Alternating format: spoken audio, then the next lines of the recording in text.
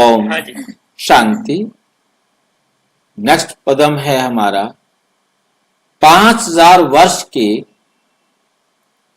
सृष्टि चक्र की गणना कैसे होती है, कैसे गिनते हैं, कल्प का आदि और अंत कैसे डिसाइड होता है। सृष्टि चक्र के 5000 वर्ष की गणना और कल्प का आदि और अंत संगम के साथ जोड़ा जाएगा भाई। नंबर 1, सृष्टि चक्र एक निश्चित और पुनरावृत्त होने वाला नाटक है। ये जो नाटक है 5000 साल का सृष्टि चक्र का, ये एक निश्चित और पुनरावृत्त रिपीट होने वाला नाटक है। ये सृष्टि नाटक 5000 वर्ष का निश्चित चक्र है जो कल्प कल्प हु बहु पुनरावृत्त होता है।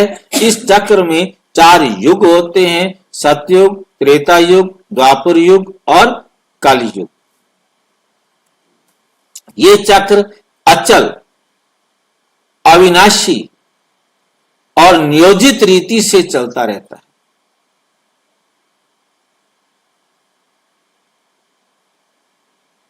ये चक्र अचल, अविनाशी और नियोजित रीति से चलता रहता है, लेकिन इसका आरंभ और अंत किस आधार पर तय किया जाता है, यही एक विचारणीय विषय। इस पर विचार करेंगे। नंबर 2, कल्प की गणना का केंद्र बिंदु क्या है,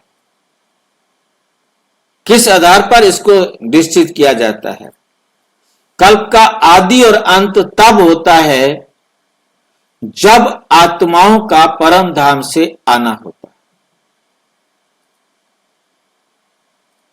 वो हो गया आदि, और वापस जाना होता है, वो हो गया अंत। ब्रह्मा की आत्मा जब परम धाम से आकर श्री कृष्ण के रूप में गर्भ में प्रवेश करती है, तब नया कल्प आरंभ होता है। ध्यान रखना यहां पर।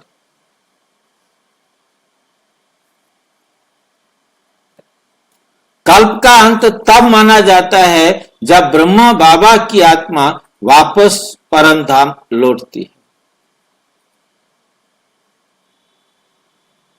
अब मुझे कौन स्पष्ट करेगा ये 2 लाइन। तो ब्रह्मा बाबा की आत्मा जाती ही नहीं। क्यों भाई जी, क्यों नहीं जाती? परम धाम में तो ब्रह्मा बाबा की आत्मा जाती है। जाती है ना। कृष्ण के रूप में तो यहाँ है ना, कृष्ण की आत्मा जाएगी परम धाम।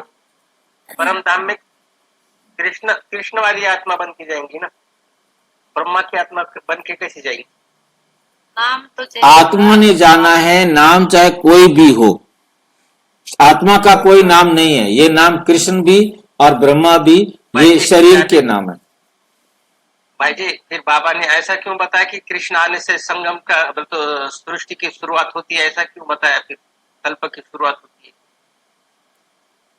और ब्रह्मा जाने से ब्रह्मा की। ध्यान से समझिए भाई जी, क्या वो बात सारी ठीक है, क्योंकि जब ब्रह्मा की आत्मा परम धाम जाएगी और वापस आएगी, ये तो हम नहीं कह सकते कि वो आत्मा परम धाम नहीं जाती। वो जाती है, तो सारी आत्माएं एक साथ जाती हैं। हाँ, सारी आत्मा एक साथ जाती है, ये मानता मैं। पर अभी बाबा ने अभी आपने पढ़ा कि कृष्ण जब आता है, जब से वो गिनती शुरू होती है, ऐसा बताया। जब हमने इस मुरली को भी रिकॉर्ड किया हुआ है कि जिसके अंदर कृष्ण की आत्मा जब गर्भ में प्रवेश होती है, तो जो है ना, उसको कहा गया कि कृष्ण की आत्मा का जन्म इसी से होगा। कृष्ण के 5000 साल यहीं से चलेंगे जब कृष्ण की आत्मा ने क्या किया, प्रवेश किया। जब कृष्ण की आत्मा, ब्रह्मा की आत्मा, ब्रह्मा सो विष्णु, विष्णु व श्री कृष्ण बना। ब्रह्मा सो विष्णु व श्री कृष्ण बनता है, तब कृष्ण का जो है जन्म होता है।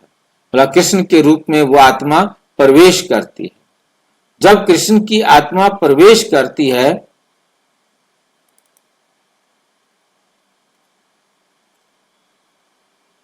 जब कृष्ण की आत्मा प्रवेश करती है, उस समय कृष्ण का जन्म, कृष्ण के 5000 साल वहीं से ही शुरू होते हैं। कृष्ण के 5000 साल वहीं से ही शुरू होते हैं, कुछ अलग नहीं कहा बाबा ने। बाबा ने यही समझाया कि कृष्ण के 5000 साल वहीं से शुरू होते हैं जब कृष्ण की आत्मा मां के गर्भ में प्रवेश करती है। ठीक है। और नारायण में और कृष्ण में अंतर बताया गया। 111 शुरू होता है नारायण से, कृष्ण के 5000 शुरू होते हैं जैसे ही उसने गर्भ में प्रवेश किया, शरीर के आने के बाद नहीं। इस बात को हमें बहुत ध्यान से याद रखना है। कृष्ण की आत्मा भल शरीर रचना करके वापिस परम धाम जाती है, कल्प तभी खत्म होता है। और कल्प जब कृष्ण की आत्मा वापिस आकर अपने शरीर को पहनकर खड़ी होती है तो नया कल्प शुरू होता है। तब से नारायण कहा जाएगा। 111 नारायण कहा जाएगा। हाँ, और जब कृष्ण परम धाम जाता है तो कृष्ण की आत्मा कहेगी ना, परम धाम में तो ब्रह्मा की आत्मा नहीं जाती, परम धाम में तो जिसकी भी आत्मा को भेज दो आप, चाहे नारायण की आत्मा को भेज दो, आप ब्रह्मा की आत्मा भेज दो, वो आत्मा एक ही है। वो सिर्फ ये है कि वो आत्मा अपने लिए शरीर पहले निर्धारित करके बनाकर जाती है। कृष्ण का जन्म संगम पर होता है, कृष्ण का जन्म सतयुग में कल्प के बाद नहीं होता, कल्प से पहले होता है। ये बात अपने दिमाग में रखनी है। इसलिए मैंने कहा था कि इसको नोट करो, इसको ध्यान दो। कृष्ण की आत्मा के लिए बाबा ने कहा कि जब जैसे ही कृष्ण की आत्मा ने गर्भ में प्रवेश किया, आत्मा गर्भ में प्रवेश करती है तभी से उसका जन्म होता है, ना कि 6 महीने बाद जब जन्म लेती है तब से उसका जन्म शुरू होता है। उसने अपने शरीर में प्रवेश कर लिया, बस उसका जन्म उसी समय हो गया।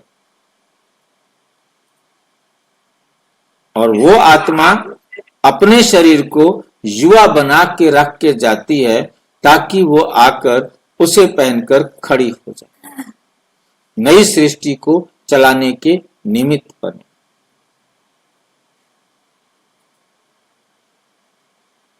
ठीक है। यही आदि और अंत का केंद्र बिंदु है, जिससे 5000 वर्ष का सृष्टि चक्र सहज रीति से समझा जा सकता है। क्योंकि यही एक टाइम है जब आत्माएं सारी एक साथ परमधाम जाती हैं, परंतु मेरिट के हिसाब से आत्माएं परमधाम से आना शुरू करती हैं 1 साल के अंदर। और 1 साल का जो समय है वो इस सृष्टि के परिवर्तन होने का, साफ होने का, फिर से प्योरीफाई होकर के 100% स्वर्ग का आधार बनती है। ऐतिहासिक दृष्टिकोण से सृष्टि चक्र की गणना। साकार बाबा ने कहा, तुम 5000 वर्ष का हिसाब किताब बताते हो, क्राइस्ट को 2000 वर्ष हुए, बुद्ध को 2250 वर्ष हुए, इस्लाम को 2500 वर्ष हुए, सबकी मिलाकर आधा कल्प हुआ। इसका अर्थ यह है कि आधा कल्प 2500 वर्ष और द्वापर आरंभ होता है, आरंभ हुआ। इससे पहले 2500 वर्ष सतयुग और त्रेता में देवताओं का स्वराज्य था। जब भारत में आदि सनातन देवी देवता धर्म था, तब शांति और समृद्धि का युग था। कलयुग का नंबर 4 है कल्प का आरंभ, स्वर्णिम युग की स्थापना। जब श्री कृष्ण जन्म लेते हैं तब नया कल्प आरंभ होता है, नया कल्प आरंभ होता है। ये सतयुग की शुरुआत है जहां पूर्ण पवित्रता, सुख और वैभव होता है। सौर वर्ष के अनुसार 5000 वर्षों में ये चक्र पूरा होता है और फिर पुनरावृत्ति होती है। नंबर 5 है कल्प का अंत, पुनः परम धाम की यात्रा। जब कल्प का अंत होता है तो पुनः सारी आत्माएं परम धाम जाती हैं। कल्प का अंत तब होता है जब इस संसार की पुरानी सृष्टि समाप्त होती है। आत्माएं अपने अपने कर्मों के अनुसार वापस परम धाम लौटती हैं। फिर वही आत्माएं अपने समय अनुसार पुनः इस सृष्टि में प्रवेश करती हैं। निष्कर्ष है 5000 वर्ष का ये चक्र एक अनादि और अविनाशी सत्य है। सृष्टि चक्र की गणना को समझने के लिए हमें आत्माओं के आने और जाने के केंद्र बिंदु को समझना होगा। कब जाती हैं परम धाम और कब आती हैं। एक ही टाइम होता है जब सारी आत्माएं परम धाम जाती हैं और वो एक ही टाइम होता है, हर एक आत्मा का फिक्स है। वो अपने निश्चित टाइम पर ही परम धाम से आकर शरीर में प्रवेश करती है। कल्प श्री कृष्ण के जन्म से आरंभ होता है और ब्रह्मा बाबा के परम धाम लौटने पर समाप्त होता है। भाई जी, ये जो मुरली के पॉइंट आपने बनाए हैं क्या रेडीमेड है? इसका कहने का मतलब यह है मेरे को कि ये जो है ना कृष्ण का जन्म से सतयुग शुरू बता रहा है, संगम पे ये गुण रहा नहीं। ये जो मुरली पॉइंट लिखा है ना, ये देखिए ये जो संगम में कृष्ण, ये जो बात है, क्योंकि स्पार्क विंग के लोग जो हैं वो ये समझते हैं कि श्री कृष्ण जाएगा, परम धाम से आएगा, वापिस आकर जन्म लेगा।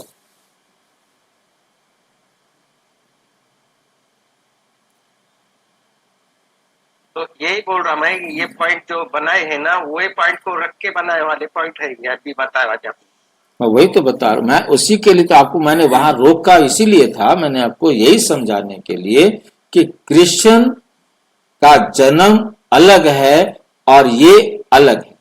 मैंने इसलिए आपको रोका। हमें सच्चाई को समझना है कि कृष्ण का जन्म परम धाम जाने से पहले होता है। कृष्ण की आत्मा अपने शरीर को यहाँ बनाकर जाती है और वापिस आकर शरीर को पहनकर खड़ी होती है। परंतु जो इस प्रश्न के उत्तर का आंसर है वो यही है कि जब कृष्ण की आत्मा यहाँ से परमधाम जाती है और 1 साल बाद आती है और शरीर को पहनकर खड़ी होती है, जन्म नहीं लेती है। ये अंतर समझना है, बस इतनी सी बात का अंतर है।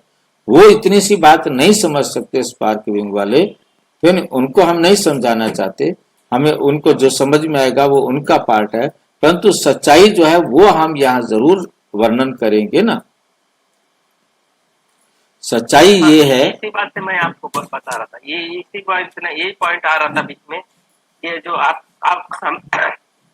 हम जो जानते हैं और ये जो पॉइंट में बता रहे, इसमें अंतर आ रहा था, इसलिए मैं आपको बोला। मैं वही तो मैंने बताया आपको कि वो अंतर ध्यान रखो। उस अंतर को इसलिए मैंने अटेंशन दिलाया कि आपको ये दोनों पॉइंट को ध्यान में रखना है, क्योंकि कृष्ण की आत्मा वो बेचारे नहीं समझ सकते ना।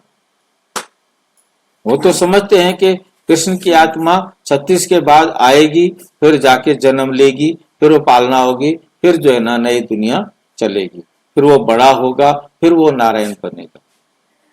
परंतु यहाँ पर ये हमारे सामने जो बात सीधी स्पष्ट होती है वो यही होती है कि कृष्ण जन्म पहले लेता है और जन्म लेने के बाद शरीर को बड़ा करके फिर वो परम धाम जाता है। अपने शरीर को यहाँ सुरक्षित रख के जाता है, प्रकृति उनके शरीर को सुरक्षित रखती है और वापस आकर वो युवा कृष्ण के शरीर में प्रवेश करके अपने शरीर को पहन करके खड़ा हो जाता है। उनका शरीर 1 साल के लिए योग निद्रा में शांत रहता है। ठीक है। और ब्रह्मा बाबा के परम धाम लौटने पर समाप्त होता है। मतलब ब्रह्मा बाबा की आत्मा नहीं बल्कि कृष्ण की आत्मा वापस परम धाम जाती है, अपने शरीर को यहाँ सुरक्षित रख के और आकर पहनकर खड़ी हो जाती है। ये 5000 वर्षों का चक्र निश्चित और वैज्ञानिक रूप से व्यवस्थित है, जिसे ईश्वरीय ज्ञान के आधार पर ही समझा जा सकता है। क्योंकि कहां से शुरू किया जाए चक्र को, उस लाइन को ढूंढा गया है, उस लाइन को डिसाइड किया गया है कि जब आत्माएं परम धाम जाती हैं, सारी आत्माएं परम धाम जाती हैं, फिर नंबरवार आती है, नंबरवार आती रहती हैं और लास्ट में सारी आत्माएं एक साथ परम धाम जाती। भाई जी यहाँ पे एक पॉइंट जोड़ना था कि शिव की बारात निकलती है ना, तो वो अंत का समय है, और जो सतयुग की नारायण की आत्मा आती है तो वो शुरुआत का समय है। ऐसा यहाँ पे शिव की बारात का हमारे साथ कोई लिंक नहीं है, ये भक्ति मार्ग का लिंक है। भक्ति मार्ग का क्वेश्चन अराइज करेंगे तो हम उसके अंदर शिव की बारात का जिक्र करेंगे। यहाँ बारात का मतलब नहीं, यहाँ क्वेश्चन का जो क्वेश्चन जो है ना वो ये है कि इस ड्रामा का आदि क्या रखें और अंत क्या रखें। ये तो हमें समझ में आ गया कि 5000 साल का है, ये भी हमें समझ में आ गया कि रिपीट होना है, पर तो इसका कौन सा पॉइंट रखें जहां से इसकी गिनती करें। बात समझ रहे हैं? क्वेश्चन ये है कि इस 5000 साल में हम सतयुग से शुरू करें, त्रेता से करें, कौन से संगम से करें, द्वापर के संगम से करें, कलयुग के संगम से करें, कौन से संगम से करें, कहा कौन सी जगह रखें कि जब सभी आत्माएं अपने घर जाती है तो खेल खलास हो जाता है, बस वहां से समाप्ति हो जाती है। और जब आना शुरू करते हैं वहां से, यही आज के प्रश्न का जो है ना हमारा जो चर्चा थी वो ये टॉपिक था, ना कृष्ण का था ना शिव की बारात का है। क्वेश्चन को देखना है, क्वेश्चन की लाइन ये है कि वर्ल्ड 5000 साल का जो ड्रामा हूबहू रिपीट होता है, वो कहां से उसको शुरू किया जाए, कौन सा पॉइंट रखें कि ये इसका आदि पॉइंट है और ये इसका अंत का पॉइंट है। तो हमारे लिए अंत का पॉइंट सीधा सा हुआ, कृष्ण की आत्मा अपने शरीर को सुरक्षित रखकर सभी आत्माओं के साथ एक साथ घर जाती है, 1 साल बाद आकर पुनः अपने शरीर को पहनकर खड़ी हो जाती है। मां के गर्भ में जाने की जरूरत नहीं पड़ती, वो काम वो पहले करके जाती है। ठीक है, कोई डाउट है किसी को तो बताओ। इस व्याख्यान से स्पष्ट होता है कि सृष्टि चक्र की गणना श्री कृष्ण के मतलब शरीर को छोड़कर जाने से और वापस आने से होती है। यही इस 5000 वर्ष चक्र का केंद्र बिंदु है। ये 5000 साल का हर बार केंद्र बिंदु बनता है, यहीं से पूरा चलता है और यहीं पर ही आकर के नाटक खत्म होता है। यहीं शुरू होता है और यहीं पर यह नाटक पूरा होता है। अच्छा, ओम शांति। और विस्तार से जानने के लिए प्रजापिता ब्रह्मा कुमारी ईश्वरीय विश्वविद्यालय के किसी भी सेवा केंद्र पर संपर्क करें और यदि कोई प्रश्न है तो 9213106986 पर केवल टेलीग्राम करें, 9650692270 पर केवल व्हाट्सएप करें और नहीं। ओम शांति।